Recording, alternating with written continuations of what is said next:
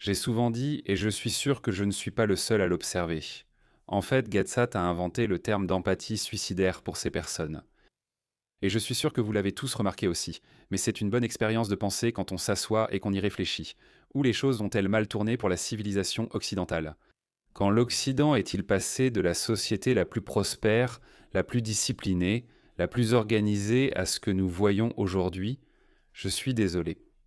Personne ne peut dire que c'est bien. Laissez-moi commencer. J'ai mis en ligne cette vidéo.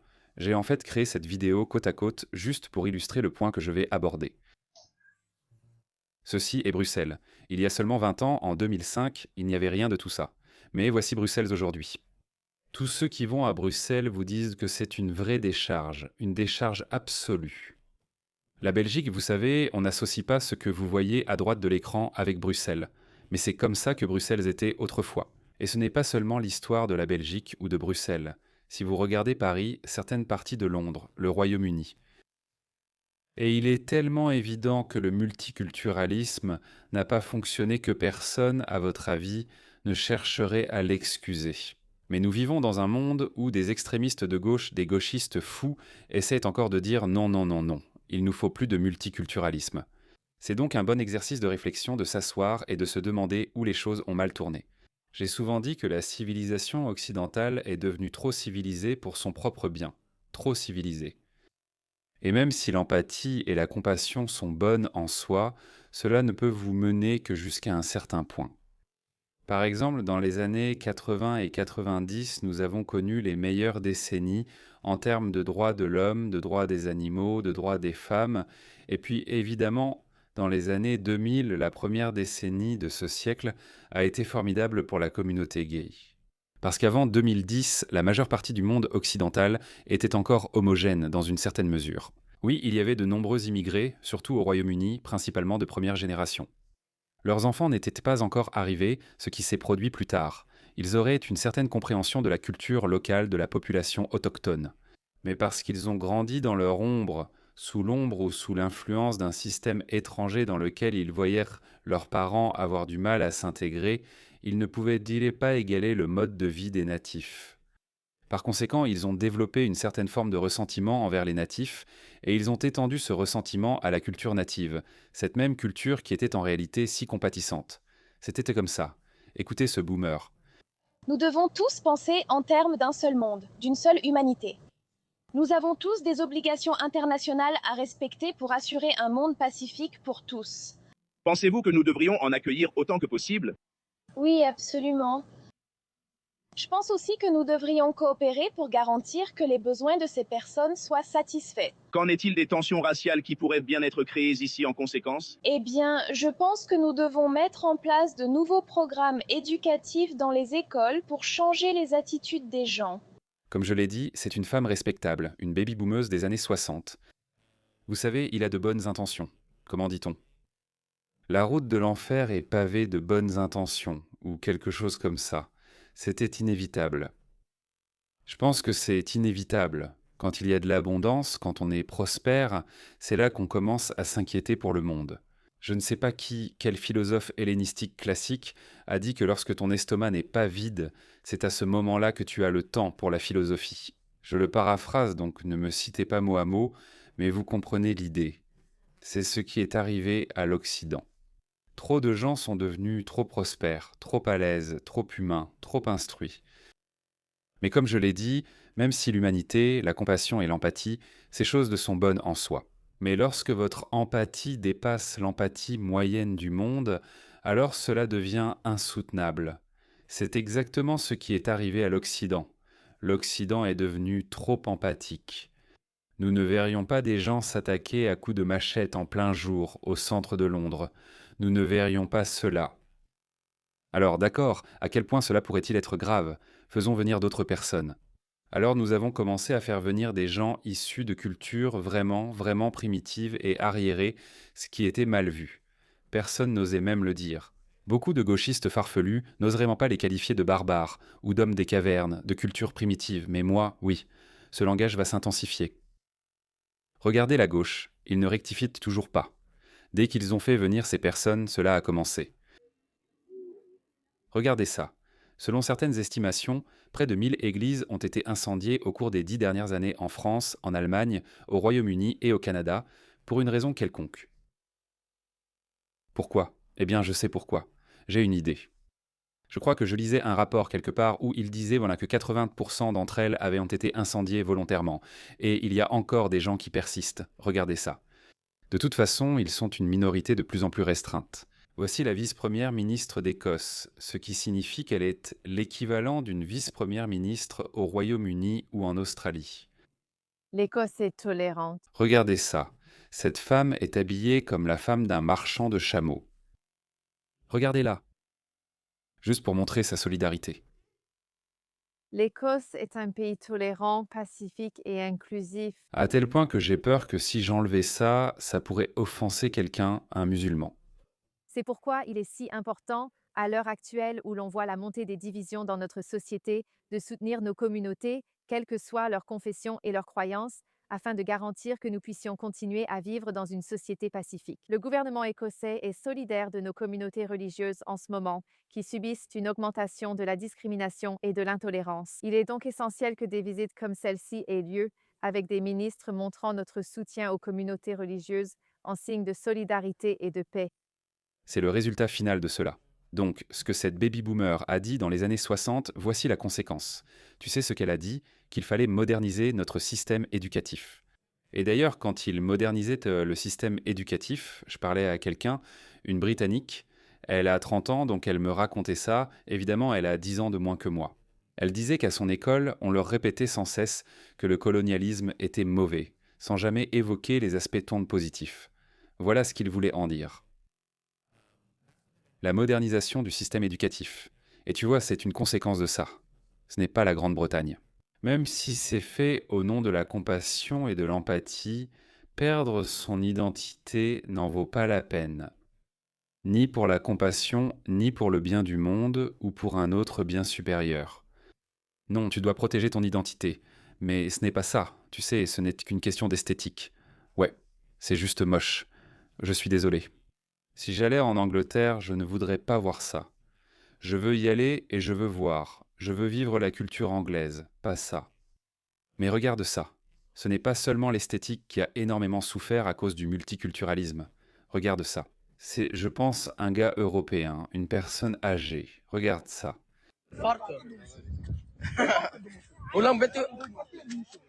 Bouge-toi, garçon. Oi, Chicky Boy. Chicky boy, Merde au frère. Kubano. Papa.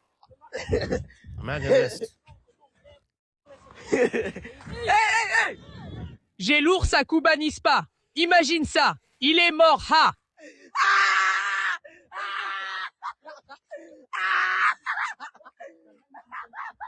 Je me demande s'il avait les mêmes opinions que cette femme au début, que je t'ai montré.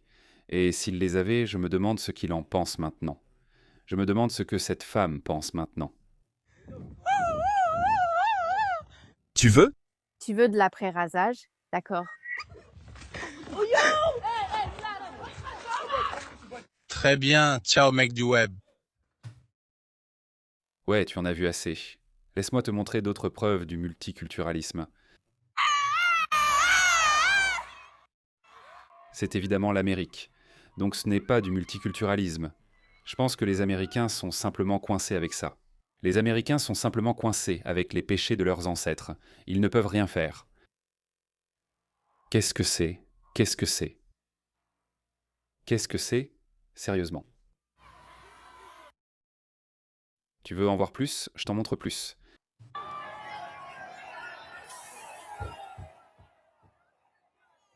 C'est Londres, au fait. Ce n'est pas l'Amérique. Donc ce problème à Londres est complètement importé et cela s'est produit de notre vivant. Tu ne peux pas vraiment, enfin dans le cas de l'Amérique, tu ne peux pas faire grand-chose parce que ça s'est passé il y a 300 ans, donc tu ne peux vraiment rien faire. Mais ici, c'est un problème importé. Donc comme je l'ai dit, les choses vont empirer à un moment donné. D'accord? Ça va arriver. Les gens vont commencer à prendre les choses en main, eux-mêmes. Et comme tu le sais, ce qui s'est passé en Irlande du Nord, ça se passe partout. Mais les Irlandais, ils sont faits d'un autre bois. Donc encore une fois, je n'approuve pas ça, en fait ça me fait peur. Donc en Irlande, les gens traquent simplement les migrants Les gens les tractent simplement. J'ai vu beaucoup de ces vidéos où les gens poursuivent simplement toute personne qui n'a pas l'air irlandaise et ils les traquent. Ensuite, ils les passent à tabac. Vous pouvez voir, Um, les Irlandais pourraient être les premiers à passer au niveau supérieur. Mais eh bien, il s'en sort, je pense. Alors ne t'inquiète pas pour ça. Il est en sécurité. Mais ils ne seront pas les derniers à faire ça. C'est ce dont nous avons mis en garde depuis des années, que ça allait mal tourner. Ça va devenir incontrôlable. Et ces gens-là, le Premier ministre que je vous ai montré, ils seront introuvables quand ce que nous voyons en Irlande commencera à se produire dans les rues de Melbourne, Sydney, Londres et New York. Eh bien, peut-être pas à New York, mais ça va arriver ailleurs à un moment donné parce que le bon sens doit revenir. On ne peut pas ignorer ça. Ce que je viens de montrer n'est qu'une infime partie de ce que j'ai vu, comme d'autres. Agression au couteau, cambriolage en Australie, je l'ai déjà répété plusieurs fois. Il n'y avait pas de culture des cambriolages à domicile en Australie. D'accord. Même nos membres de gang, même le milieu criminel, ils n'iraient pas cambrioler la maison d'un membre d'un gang rival. En fait, ils attendraient qu'il sorte, puis ils feraient un tour ou une fusillade en voiture, ou ils l'attraperaient quand il monte dans sa voiture.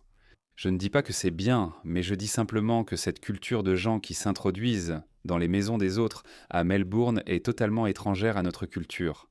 Et quand on regarde de plus près, qui sont ces gens? Des membres de gangs africains, des jeunes africains, des jeunes africains. Ils ont 14 ou 15 ans, donc ils ne peuvent même pas aller en prison. Et évidemment, en Europe, regardez, ils ne harcèlent pas que les personnes âgées, ils les harcèlent. Dieu le bénisse, il se défend encore. oh. Ils harcèlent une personne âgée. Ils ne harcèlent pas seulement les personnes âgées. Regardez ça. Je vais tuer ta fille. Il vient de gifler un enfant. Il vient de gifler un enfant. Cela s'est passé en Espagne. Ce demandeur d'asile nord-africain. C'est ce qui se passe partout en Europe. Et les gens commencent à se fâcher. Les gens sont de plus en plus en colère. Des femmes se font violer en nombre inimaginable. Encore une fois, il faut se rappeler d'où nous sommes partis. Cette baby-boomer des années 60 a vécu une époque de profonds changements. Le monde semblait être un endroit vraiment bien, même si l'Occident était en guerre avec l'Union soviétique. Et c'est pour ça que je pense que les gens idéalisent vraiment l'année 1991. J'étais un petit garçon, donc je ne comprenais pas vraiment l'importance de cet événement à ce moment-là. Mais quand le mur de Berlin est tombé, enfin, il n'est pas tombé, il a été abattu. Et puis 1 an plus tard, l'Union soviétique a été dissoute. Le monde semblait être un bel endroit. Et je pense que c'est pour ça que les Occidentaux sont devenus encore plus compatissants. Mais c'est le résultat de tout ça, les gars. Quand votre compassion dépasse le niveau moyen de compassion dans le monde, alors ce n'est pas durable. En 59 jours, entre janvier et février, 59 jours, il y a eu 1435 viols signalés à Londres. Et ce n'est pas une bonne chose. Ce n'est pas pour ça que les gens, parce que ce taux, le graphique des viols, est en fait en train de monter comme ça. Et tu sais comment la gauche répond? Ils disent que les meurtres ont diminué depuis les années 90, comme si c'était le seul indicateur. Qu'en est-il des agressions au couteau aléatoire? Qu'en est-il de ces agressions sexuelles? J'ai en fait un graphique. Je vais essayer de le retrouver. Donc tu pourrais probablement doubler ce chiffre, voire plus. Le multiplier plusieurs fois, parce que beaucoup de gens ne vont pas le faire. C'est ça. Les chiffres des agressions sexuelles et des viols ont augmenté de 400%. Alors quand Sadiq Khan dit que c'est la ville la plus sûre du pays, c'est scandaleux. Nous savons qu'il y a des gangs de violeurs qui opèrent à Londres. Nous savons qu'il y a du trafic. Nous savons tout cela. Et nous savons qui sont les prédateurs, principalement. Oui, principalement. Des personnes d'origine étrangère. Laissez-moi vous montrer cette statistique. C'est vraiment terrible. Ils commettent de plus de crimes. Ils profitent davantage des aides sociales. Et ils représentent aussi une menace civilisationnelle. Regardez ça. Voici un graphique des viols en Angleterre de 2002 à 2023. Regardez ça. Ça ne cesse d'augmenter. Qu'est-ce qui s'est passé en 2012, 2013 ? L'immigration a doublé, triplé, quadruplé. Même si le gouvernement britannique choisit délibérément de ne pas enregistrer certains identifiants. Parce qu'évidemment, ils ne veulent pas qu'on en parle. Il y a d'autres organisations, comme des groupes de réflexion, qui ont mené leurs propres recherches. Regardez ceci, le Centre pour le contrôle de la migration, qui est un groupe de réflexion. Regardez ça, infraction sexuelle pour 10 000 personnes, Afghanistan. Donc 55, presque 60. 60 fois, ils sont plus susceptibles. En fait, non, c'est pour 10 000. Donc oui, c'est presque 60 000 fois plus probable, parce que si le Royaume-Uni est à 1, c'est la référence. Regardez ça. Tous les habitants du tiers-monde, toutes ces personnes dont le Royaume-Uni se passerait très bien. Le Royaume-Uni ne perdrait rien s'il expulsait toutes les personnes venant de ces pays. Je ne dis pas évidemment qu'il n'y a pas quelques individus qui ont réussi, mais si on prend du recul, si on regarde la situation dans son ensemble, le Royaume-Uni ne va rien perdre.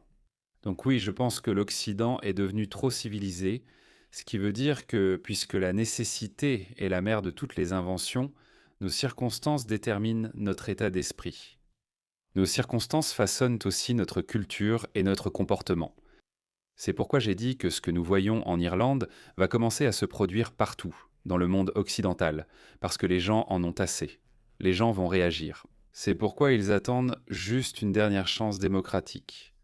Le Royaume-Uni semble être assis sur une poudrière. N'importe quel jour, n'importe quel incident peut arriver. Et cela va arriver. Nous aurons de la chance de ne pas avoir un autre crime ou incident criminel lié aux migrants rien que cette semaine. Donc, quelque chose va se passer. Je ne sais pas si les gens vont réagir à cela. Mais quelque chose va encore se passer la semaine prochaine et la semaine d'après. Et puis encore, ça va arriver. Et encore, les choses vont devenir incontrôlables. Donc les gens attendent en ce moment leur chance démocratique. Je pense qu'au Royaume-Uni, c'est la dernière chance. Absolument, c'est la dernière chance en 2029. En Australie, on pourrait s'en sortir. Mais la bonne nouvelle, c'est qu'en Australie, nous nous réveillons au bon moment. Le parti politique de Pauline Hanson est le parti le plus politique, le parti politique le plus populaire, et Pauline Hanson elle-même est aussi en tête des sondages individuellement. Alors croisons les doigts, si rien d'autre ne se passe, cette dynamique continuera. Je pense qu'à présent, Pauline Hanson va creuser l'écart avec les deux autres partis, ce qui est positif. Sinon, si cela n'arrive pas, les gars, la raison pour laquelle j'insiste sur ce point, c'est que si nous ne trouvons pas de solution politique, alors nous allons voir ce que nous avons vu dans les rues d'Irlande du Nord, à Belfast et maintenant à Dublin. Cela arrivera dans les rues de Melbourne, Sydney, Londres, partout. Cela pourrait arriver partout parce que lorsque les gens ne sont pas entendus par les voies démocratiques, ils ne disparaissent pas simplement. L'instinct de survie est la force la plus puissante de l'univers.